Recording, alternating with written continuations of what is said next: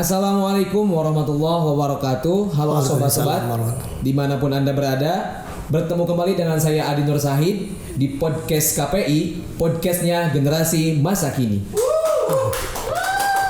Di episode keempat kali ini, saya bersama Warek 3, Bapak Dr. Haji Suhrawaldi MAG, untuk menemani sobat-sobat KPI dimanapun Anda berada. Sebelum itu saya mau menanyakan kabar terlebih dahulu. Apa kabar Bapak? Baik, alhamdulillah sehat. Alhamdulillah. Kesibukan Bapak saat ini di samping menjadi wakil rektor, sibuk apa lagi Pak? Kalau saat ini saya kira tidak terlalu sibuk ya, karena saya sudah pensiun dari dosen gitu. Tapi juga masih tetap untuk mengajar ya. Cuman kalau di luar kampus saya kira sibuk di keluarga aja lah. Jadi ada ke kolam gitu ya, ke ternak gitu aja. Kegiatan sehari-hari ya. Dan juga membantu di pondok ya, gitu. Jadi sekarang lebih fokus di kampus IAILM Suryalaya. Iya. Ngomong-ngomong, sebelum Bapak menjadi wakil rektor jenjang pendidikan khususnya di Suryalaya, Bapak kan alumni dari Suryalaya. Itu bagaimana Pak? Saya di Suryalaya itu sejak tahun 1972. Ketika itu kelas 5 PGA ya. Kan PGA itu 6 tahun. Jadi tingkat SLTA lah. Tahun 72-73 saya di SLA di Suryalaya dan selesai PGA 6 tahun itu pada tahun 73. Nah, kemudian setelah selesai PGA itu cita-cita ingin melanjutkan kuliah ke S1. Tapi ketika itu bertiga dengan teman yang menghadap ke Abah minta izin. Yang dua itu diizinkan untuk melanjutkan, tapi saya ditahan oleh Abah. Kata Abah, bantu dulu kakak kamu 2 tahun mah gitu ya. Jadi saya diminta untuk membantu dulu kakak. Ketika itu kan kakak saya Pak Ajengan Umar begitu sibuk ya, pagi dia ngajar di PGA, kemudian sorenya ngajar di pengajian, malamnya keliling manakib gitu ya. Sehingga ya saya disuruh membantu beliau dan saya juga membantu di sekolahnya ketika itu. Jadi selesai di PGA, saya juga mengajar di tingkat sanawiyahnya di sini. Ketika itu PGA 4 tahun ya itu. Jadi sudah dari dulu ya Bapak ini menimba ilmu dan mengajar gitu. Jadi taklimul muta'alim sudah diaplikasikan dari sejak muda. Iya. Di kampus IAILM itu kan sudah berdiri sejak lama gitu. Tahun 76 tahun 86. Tahun 86 ya. Itu kisah dibalik berdirinya IAILM, Pak. Iya. Seperti apa? Jadi gini ya, saya cerita dulu ke belakang sebelum berdiri IAILM. Karena 10 tahun sebelum berdiri IAILM, Abah sudah pernah menyampaikan hal-hal yang berkaitan dengan IAILM gitu ya. Yaitu ketika saya dikasih waktu 2 tahun untuk membantu kakak saya, tepat nih tahun 76, saya meminta lagi ke Abah untuk minta izin untuk melanjutkan kuliah. Tapi Abah masih belum mengizinkan. Ketika itu disuruh mencari perguruan tinggi yang bisa dijangkau dari Suryalaya. Ya kebetulan di Tasik ketika itu ada Fakultas Tarbiyah ya di Tasik. Nah saya sampaikan ke Abah, ada perkuliahan di Tasik Abah. Kapan kuliahnya? Ya, kata Abah itu. Kata saya Jumat sore, Sabtu Minggu. Nah kata Abah, mending di sana kalau mau kuliah mah Abah doakan katanya. Dan Abah juga 10 tahun lagi mah ingin punya perguruan tinggi. Kalau bukan kita siapa lagi yang akan ngurus, kata Abah itu. Jadi 10 tahun sebelum berdiri kampus itu Abah sudah menyampaikan itu ke saya. Bahwa Abah punya cita-cita ingin mendirikan kampus dan itu sebagai amanah juga dari Abah Sepuh katanya. Ya alhamdulillah tepat tahun 86 kan kita berdiri ya, tahun 86 berarti 10 tahun sebelum ada kampus Abah sudah betul-betul punya cita-cita ingin mendirikan perguruan tinggi yang sampai ke telinga saya ketika itu.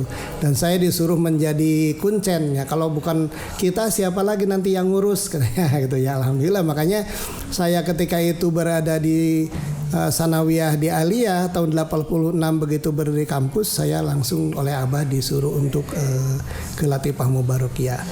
Dan mengenai berdirinya Latifah tahun 86 itu sebetulnya 1 tahun sebelum berdiri itu sudah mulai ada pengintensifan perencanaan pendirian ini dengan dibangunnya menara ini Tugu ya. Latifah. Tugu Latifah itu berdirinya tahun 85. Itu tepat ulang tahun pesantren Suryalaya ke-80. Nah, sejak itulah mulai agak intensif perencanaan pendirian kampus itu ya, dengan didirikan tugu. Belum ada apa-apa, masih hutan, masih kebun pandan di sini itu ya. Dan pembebasan tanah-tanah ini kan dari masyarakat, tanah kampus kita ini ya. Dibeli oleh Abah, oleh Pak ketika itu ketua yayasan Pak Unang, kemudian juga Pak Ucu gitu ya, pada beli tanah diwakafkan ke Abah, kemudian menjadi ya kampus kita inilah. Nah, baru setelah 1 tahun dari itu, tahun 86 baru berdiri kampus. Dan Abah ketika itu di awal tahun 86 itu memanggil Pak Ucu, kemudian Pak Unang, bahwa Abah betul-betul ingin mendirikan perguruan tinggi sejak tahun itu. Dan Abah menyuruh memanggil Pak Juhaya. Ketika itu Pak Juhaya masih di S3 di Jakarta ya. Kata Abah, panggil itu anak Abah, bahwa Abah ingin mendirikan perguruan tinggi gitu ya. Akhirnya Pak Juhaya datang dan dibentuklah Dewan Pendiri ya. Termasuk Pak Juhaya itu membawa teman-temannya dari S3 Jakarta gitu tahun 86 itu. Ya, kalau di UIN Bandung memang senior-senior UIN Bandung itu turun ya, ikut membantu untuk merumuskan pendirian Latifah ini. Jadi sudah ancang-ancang dari jauh-jauh hari gitu. Dari jauh-jauh hari. Nah, kalau itu kan mungkin sekitar bulan Maret April lah ya, di tahun 86 itu sudah mulai intensif dengan didirikannya, dibentuknya Dewan Pendiri. Yang ketika itu yang masuk Dewan Pendiri itu termasuk tokoh-tokoh dari UIN Bandung, Profesor Tafsir ya, kemudian Pak Usman Effendi, kemudian Profesor Hidayat, Pak Profesor Nur Ain ya. Itu kawan-kawan Pak Juhaya yang sedang S3 di Jakarta, termasuk juga dosen-dosen dari luar Jawa ini. Ada yang dari Ujung Pandang, Pak Zulkarni Yahya, ada yang dari Makassar, Pak Suhudi Ismail, ada yang dari Surabaya juga Pak Saihu gitu ya. Nah, itu yang sekarang juga yang dari Ujung Pandang itu menjadi wakil talqin Abah, tapi sudah pada wafat sekarang ini ya. Dan itu para ikhwan juga. Ya, para ikhwan yang pertamanya dibawa oleh Pak Juhaya, dia kemudian talqin, belajar TKN, kemudian mereka menyumbangkan pemikirannya untuk mendirikan Latifah ini. Dan dibentuklah Dewan Pendiri yang ketuanya itu ketika itu Pak Mayor Jenderal Upa Suparya, yang kebetulan menjadi rektor pertama itu ya. Jadi tahun 86 itu dibentuk Dewan Pendiri, ketuanya Pak Upa Suparya, kemudian juga dengan tokoh-tokoh dari yayasan, kemudian tokoh-tokoh dari pendidikan termasuk dari UPI juga ada, terutama dari UIN ya. Nah, itu setiap bulan kita rapat itu kalau di Suryalaya itu di tempatnya Pak Ucu ya, ada mes Jakarta itu. Kalau di Bandung di tempatnya kakaknya Pak Upa itu Pak Sarsaban Adimaja. Kalau di Jakarta di rumahnya Pak Ucu di Tebet itu ya. Jadi kita kalau rapat itu kalau di Jakarta, di Bandung, di Surya terus maraton itu selama kurang lebih 4 bulan ya untuk merumuskan ini. Dan di terakhir rapat di Pak Ucu itu menentukan yang menjadi pimpinan, yang menjadi rektor gitu ya. Ketika itu ditetapkan yang menjadi rektor itu adalah Ketua Dewan Pendiri Pak Upa Suparya. Jadi Pak Mayor Jenderal Upa Suparya itu adalah rektor pertama kita. Pendiri sekaligus rektor ya, pendiri pertama. Termasuk rektor. Kemudian juga pembantu rektor satunya Pak Juhaya sendiri. Kemudian pembantu rektor duanya Pak Insinyur Kasasi. Dia itu di Dewan Pendiri bidang dana ya. Nah, saya berada di komisi akademik ketika itu dengan Pak Juhaya untuk merumuskan ini di Dewan Pendiri itu. Ditetapkanlah di Pak Ucu yang ketika itu juga para Dewan Pendiri dan juga menjadi Dewan Kurator termasuk tokoh-tokoh seniman. Yeah. Ada Edi Sud, ada Titik Puspa, ada Dewi Yul gitu ya, ikut rapat karena sama-sama waktu itu juga masuk di dalam Dewan Pendiri itu mereka itu. Bahkan Edi Sud langsung ketika itu menyumbangkan kendaraan. Makanya untuk operasional Latifah pertama saya sumbang sebuah mobil gitu ya, itu jadi mobil pertama operasional kampus itu dari ini.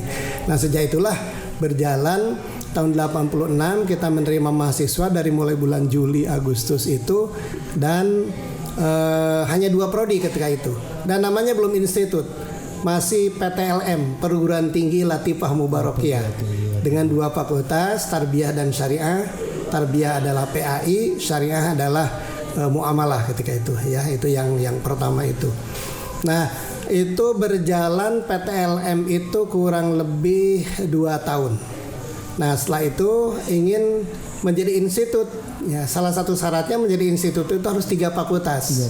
Karena kita baru 2, maka didirikanlah satu fakultas lagi, yaitu Fakultas Dakwah jurusan Fakultas Usuluddin jurusan dakwah ketika itu. Fakultasnya Usuluddin, jurusannya dakwah. Tapi kesininya regulasinya berubah menjadi sekarang Fakultas Dakwah dengan jurusan KPI gitu. Itu embrionya dari Fakultas Dakwah itu. Nah, di awal-awal itu yang menjadi dekan Fakultas Tarbiyah adalah Pak Profesor Tafsir, yang menjadi dekan Syariah adalah Pak Profesor Juhaya, yang ketika itu merangkap dengan di pertama itu Fakultas Syariah dekannya Pak Samsuri Yusuf.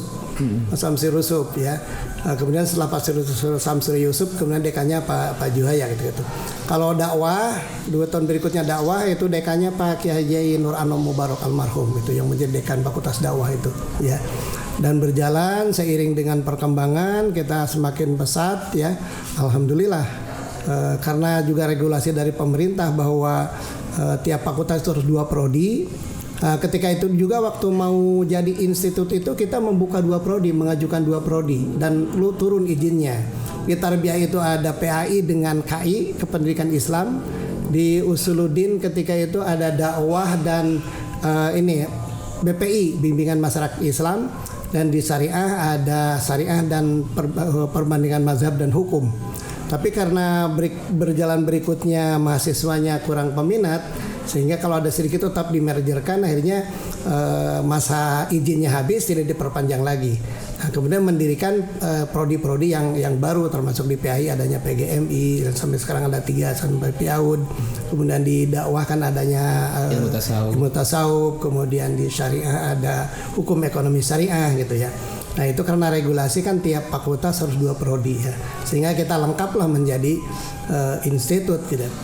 Jadi panjang sekali prosesnya gitu ya, untuk seperti sekali. Ini. Bahkan ketika itu sebelum menjadi institut, kalau kita tidak mengejar menambah fakultas, kita menjadi sekolah tinggi. Kan sekolah tinggi gitu ya, kalau hanya 2 fakultas jadi sekolah tinggi. Kata Abah, kalau begitu mundur lagi, masa kita sekolah tinggi, udah kita usahakan menjadi institut gitulah. Bahkan cita-cita Abah bukan institut, menjadi universitas kan gitu. Makanya di Himnon Mars itu juga sudah universitas. Dan Abah menugaskan Edi Sud, kemudian Titi Puspa dan Dewi Yul untuk menyusun himne dan Mars. Jadi di kita tuh merangkul semua kalangan gitu ya, Pak? Ya, itu. Bukan hanya kaum akademisi saja gitu. Iya, jadi semua, terutama di akademisi ya, dari seniman ya. Pokoknya yang tergabung dalam Ikhwan, semua Ikhwan itu, semua penulis Ikhwan itu alhamdulillah ikut membantu dalam pendirian Latifah Mubarakiyah ini gitu ya. Jadi itu sangat luar biasa sekali sejarah daripada berdirinya Kampus Yayasan Suryalaya. Iya. Saya mengingat bahwa kata Bung Karno itu jas merah, jangan sekali-kali lupakan sejarah. Maka bagi kita generasi muda, khususnya mahasiswa IAILM, kita kembali untuk mendengarkan apa yang tadi sudah disampaikan oleh Bapak Warek 3 kita.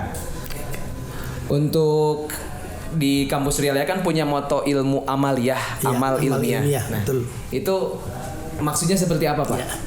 Jadi cita-cita Abah mendirikan perguruan tinggi itu sebetulnya ingin mengintegrasikan antara ilmiah dengan amaliyah, antara amaliyah dengan ilmiah.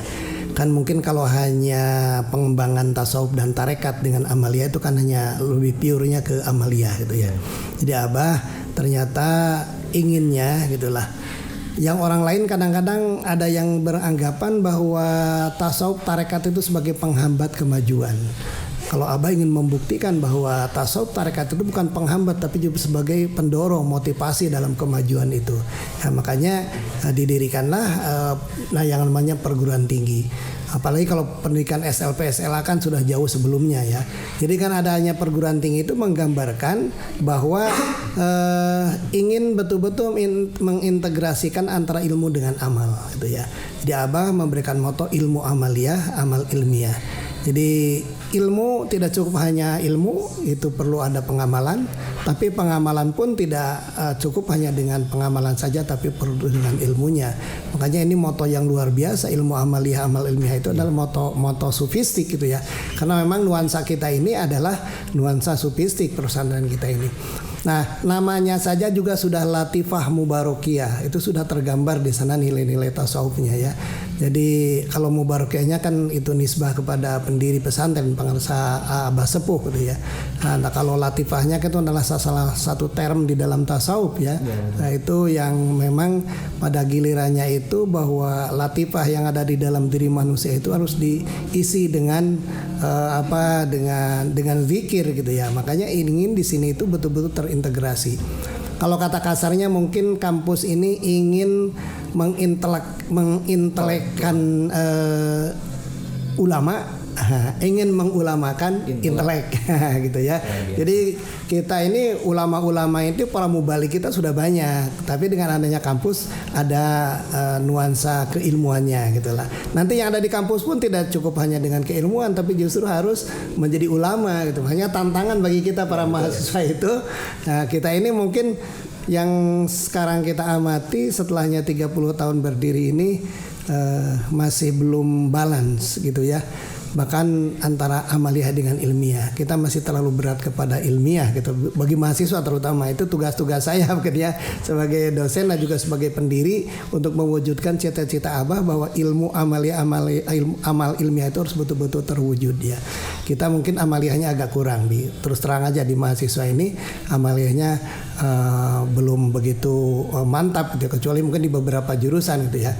Kalau kita mengecek sekarang para mahasiswa mungkin belum sampai 50% yang hafal khotaman itu ya. Padahal kan kunci di amaliyah itu diantaranya adalah itu zikir dan khotaman. Jadi ini perlu kita tingkatkan dari amaliyahnya. Ilmiahnya tetap kita berikan ya, intelektualnya mereka harus matang gitu ya. Tapi juga dari segi amaliyahnya sehingga nanti akan menghasilkan mahasiswa yang betul-betul berakhlakul karimah sebagai moto kita. Nah, cager bager lahir. Ya, cager bager lahir batin. Makanya gitu. Ada istilah di Suryalaya itu nyantri nyakola nyuryalaya. Nyuryalaya. Jadi nyupi itu ya nyuryalaya mah gitu. Sebagaimana tadi yang Bapak bahas ingin mengulamakan kaum intelek dan ingin mengintelekkan para ulama. Gitu ya. Mudah-mudahan apa yang dicita-citakan oleh para pendiri bisa terus diimplementasikan oleh generasi-generasi sekarang. Iya. Dan menjadi universitas ya. Betul. Yang tadinya IAILM mudah-mudahan menjadi ulama Universitas Latifah Mubarakiyah. Kemudian bisa terwujud dan menjadi kebanggaan bagi ikhwan-ikhwan Suryalaya. Jadi cita-cita Abah sejak awal mungkin ingin jadi ulama gitu. Nah, sekarang ini sebetulnya kalau ingin jadi ulama itu kalau di bawah naungan Departemen Agama gitu ya, yang embrionya adalah IAILM, sekarang itu sudah memenuhi syarat. Karena syarat menjadi ulama itu pertama minimal 6 prodi. Dan tidak perlu ada eksak kalau di bawah Kemenag gitu. Kemudian dosennya yang S2-nya dan S3-nya harus itu sudah memenuhi syarat. Hanya tinggal satu harus ada profesor. Nah, profesor itu tinggal kita inilah banyak ikhwan-ikhwan yang bersedia menjadi dosen di kita yang profesor itu. Sebetulnya sudah memenuhi syarat, tapi memang keinginan dari pihak pesantren dari sejak dulu juga Abah mungkin karena dengan nama pesantren itu sudah otomatis nuansanya Islam ya. Jadi mungkin jangan terlalu keislaman dalam hal lembaganya gitulah. Jadi mungkin supaya lebih terbuka untuk semuanya. Walau alam tapi seperti itulah. Jadi karena dulu itu ada pesan dari Pak Presiden dulu yang meresmikan ini Pak Soeharto. Ya, jadi inginnya itu bahwa Suryalaya itu betul-betul bisa diterima oleh semua kalangan gitu. Tidak hanya inklusif masalah keislaman gitu lah. Dengan munculnya pesantren sudah jelas itu Islam, tapi dari nama perguruan tingginya itu seolah jangan dimunculkan nama Islamnya. Makanya dulu itu Latifah itu sebetulnya itu lembaga tinggi fadilah hidup gitu ya, Latifah itu. Jadi tidak ada ininya ya. Nah, kecuali setelahnya menjadi IAILM, Institut Agama Islam Latifah Mubarakiyah gitu ya. Jadi ulamanya itu mungkin nanti makanya ulama Universitas Latifah Mubarakiyah, tidak Universitas Islam Latifah Mubarakiyah ya. Jadi walaupun ada di bawah Kemenag sama aja namanya ulama dan bisa membuka ini. Itu kan regulasi ya yang berlaku gitulah.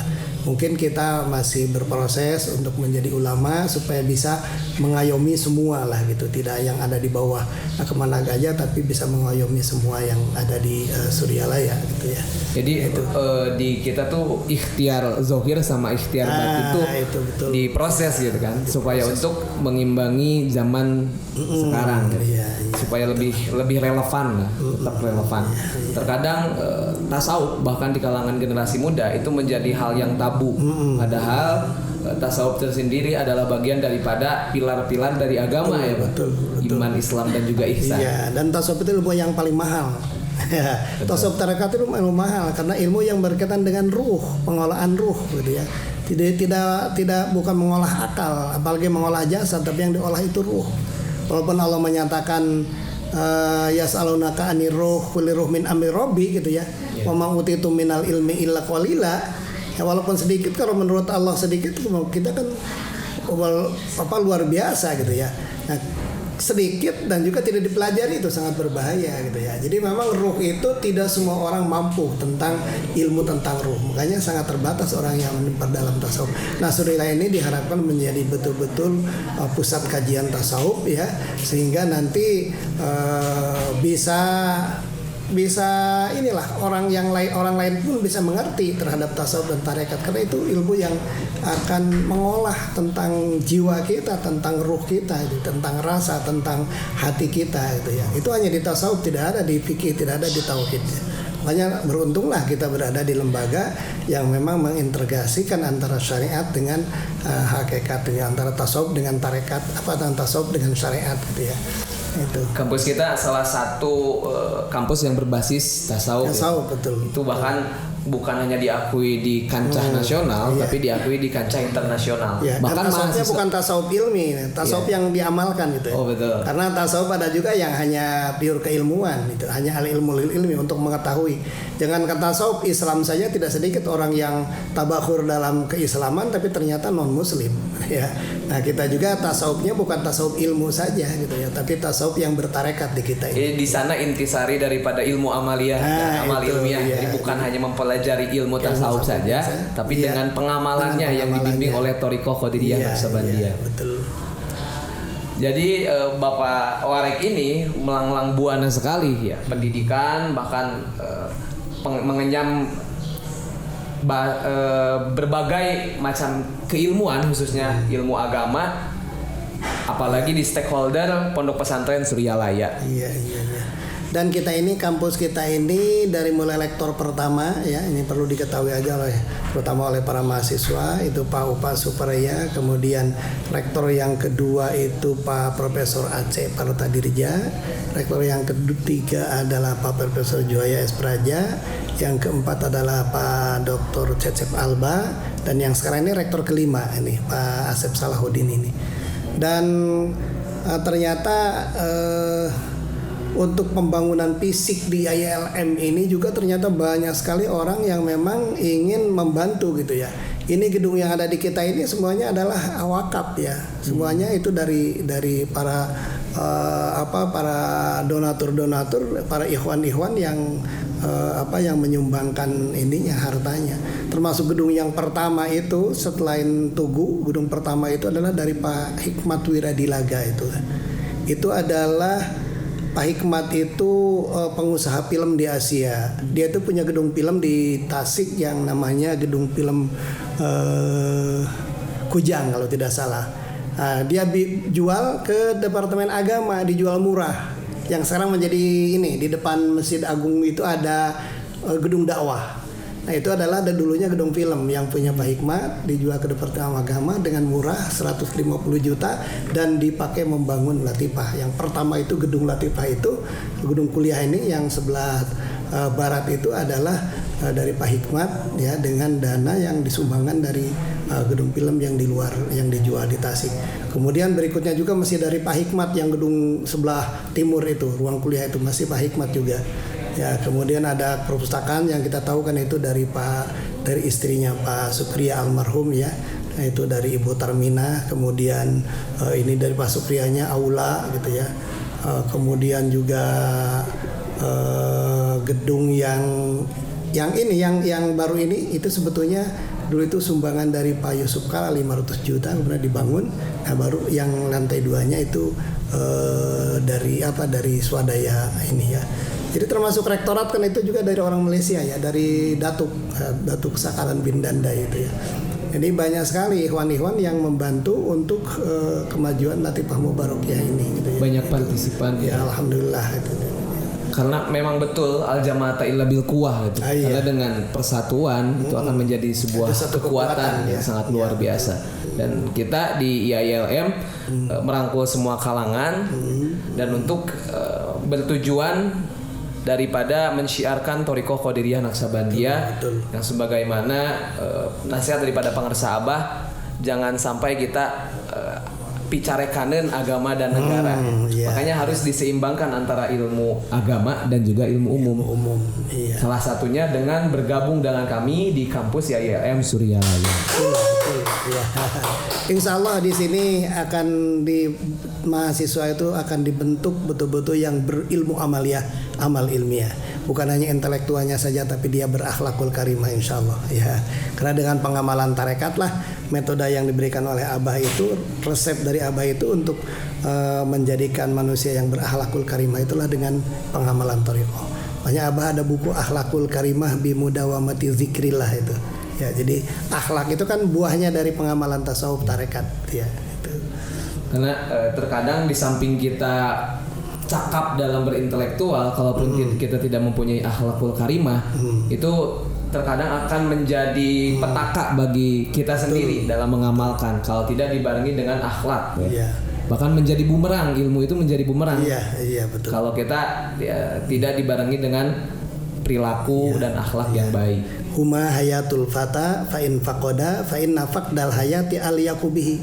Kalau tidak punya ilmu dan akhlak lebih baik mati aja katanya gitu ya. Jadi ilmu dan akhlak itu ibaratnya sayap gitu ya. Punya ilmu saja juga tidak ini ya. Justru orang yang berilmu, manusia yang berilmu akan lebih jahat daripada binatang. Itu kalau hanya punya ilmu saja tidak punya akhlak. Ya orang yang koruptor itu dia orang pinter-pinter kan gitu ya. Tapi kalau orang bodoh jadi bangsat paling mau khayam gitu ya. Tapi orang pinter mah jadi bangsat triliunan, miliaran juga ya gitu. Tidak merasa berdosa gitu ya. Itu bahayanya. Makanya salah satu mungkin tugas kita untuk membangun masyarakat yang betul-betul punya pondasi akhlak itu, keimanan itu ya Suryalaya lah gitu ya. Itu tanggung jawab kita termasuk Latifah ini gitu yang harus betul-betul membentuk kader-kader yang berakhlakul karimah ya gitu. Karena dalam ilmu tasawuf tidak lepas daripada pembicaraan akhlak ya.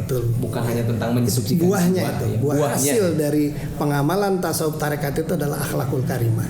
Biasa. Akhlakul karimah bagi ikhwan tidak perlu jauh-jauh, yang ada di tanbih aja. Ya, tanbih itu kan sudah hablum minan nas dan hablum minallah itu. Di tanbih itu sudah kelihatan bagaimana terhadap orang yang ada di atas, yang sesama, yang di bawah, fakir miskin, bahkan ke pemerintah. Kalau kita menghayati alinea per alinea dari tanbih itu, masya Allah itu luar biasa. Itu cerminan akhlak ikhwan tuh seperti itu gitu ya. Tapi kalau sudah lihat mutiara, ya kata mutiara yang terakhir itu kudu asih kajal manuwi kangewa. Nah, itu nggak bisa dengan ilmu itu. Ya, tapi dengan pengamalan tarekat ya, dengan riyadhah insya Allah itu akan muncul sendiri gitu ya. Dan di kita itu sebelum masuk menjadi mahasiswa di kampus IAILM Suryalaya, diharapkan dan diwajibkan untuk talqin terlebih dahulu untuk pengamalan. Ya, sepertinya gini ya, supaya tidak menjadi masalah ini. Iya.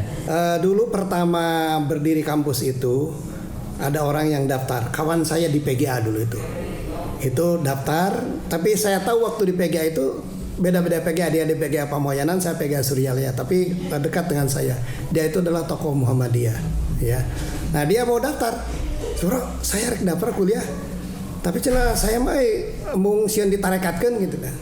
Saya bilang lihat bisa nggak saya cina kuliah lihat pendaftaran di syarat pendaftaran ada nggak wajib masuk tarekat gitu ya. Kan tidak ada, silakan aja Anda walaupun bukan pengamal tarekat silakan Anda masuk. Tapi nanti begitu masuk ke sini Anda akan memperoleh pelajaran tasawuf. Dan sejak semester 1 baru saja satu semester juga belum selesai dia sudah tobat, sudah langsung minta ditalkin gitu. Jadi mungkin jangan sampai disyaratkan waktu mau masuknya, tapi begitu masuk mereka harus diberikan pemahaman. Ya. Jadi terutama yang mengajar tasawuf di semester 1 diantaranya saya itu ya, bagaimana memahamkan tasawuf dan tarekat terhadap para mahasiswa itu. Jadi kalau untuk talkinnya itu harus sudah ada dorongan dari dianya sendiri. Kalau di awal ta'aruf mah itu mah hanya sebagai syarat ini aja lah. Mereka kan belum tidak semuanya sudah punya keinginan gitu ya. Nah, nanti di perkuliahan semester pertama perlu dijelaskan sampai dia mengerti. Akhirnya yang tadinya talkin hanya ikut-ikutan juga kan minta talkin lagi gitu ya itu. Jadi supaya nanti tidak menjadikan kendala bagi yang non ikhwan sehingga tidak mau kuliah di Suryalaya gitu ya.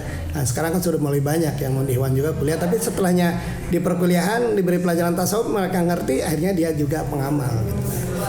Kalau mau akhir mau kompre, kalau ada yang belum talkin, belum pengamal tarekat, nah itu mah ya harus betul-betul di ini itu ya, harus diarahkan betul, karena diharapkan nanti kalau sudah selesai itu betul-betul sebagai pengamal juga gitu ya. Tenanawan tapi nanaonan. Iya, tenanawan tapi nanaonan gitu ya. Bahkan pertama dulu ada mahasiswa yang tidak mau pakai kerudung. Di angkatan pertama itu ada 2 orang. Tapi lama kelamaan baru 1 bulan juga dia sudah langsung pakai kerudung gitu ya. Kita tidak mensyaratkan pakai kerudung, tapi ternyata karena lingkungannya itu sedikit akhirnya sadar sendiri gitu ya.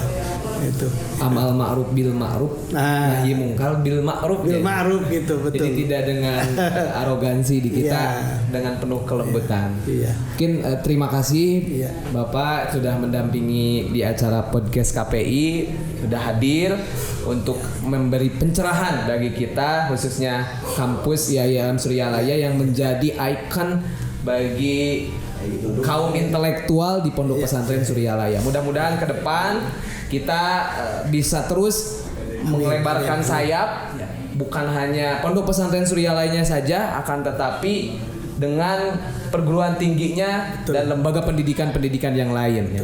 Karena sudah mulai mahasiswa-mahasiswa di luar negeri berdatangan ke kampus kita. Salah satunya dari negara Malaysia, dari Thailand, Singapura. Jadi mari kita bersama-sama untuk melaksanakan ikhtiar zahir dan ikhtiar batin di kampus kami IAIN Suryalaya. Begitu saja mungkin untuk episode 4 kali ini. Saya Adi Nur Syahid bersama kru yang bertugas mengucapkan terima kasih dan mohon maaf apabila ada kesalahan dan kekurangan. Yang benarnya datangnya dari Allah Subhanahu wa taala, yang kurangnya daripada kekurangan kami semua. Akhirul kalam, wallahul muwaffiq ila aqwamit thoriq. Wassalamualaikum warahmatullahi wabarakatuh. Waalaikumsalam.